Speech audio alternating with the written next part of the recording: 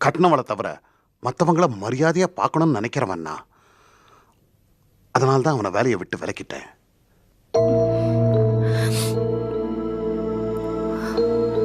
நீங்க சொல்றது உண்மையாவே இருந்தா கூட அந்த பழக்கத்துக்கும் அவர் உங்ககிட்ட வேலை பார்க்கறதுக்கும் என்ன சம்பந்தம்? அவர் ஒன்னும் உங்க கடையில தப்பு பண்ணலையே. என்னம்மா நீ இவ்வளவு சாதாரணமா சொல்ற? உனக்கு கோபம் வரல? நான் சொல்றத நம்பலையா? உங்களை நான் நம்புறது நம்பாதோ அப்புறம். முதல்ல நான் கேட்டதுக்கு பதில் சொல்லுங்க. அவர் யார் கூட பழகுனதுக்காக வேலை விட்டு அனுப்பிச்சிருவீங்களா? ஆமாம்மா, இந்த அசிங்கத்தை சகிச்சுக்கிறதுக்கு நான் ஒன்னும் மாணிக்கத்தோட பொண்டாட்டி இல்ல.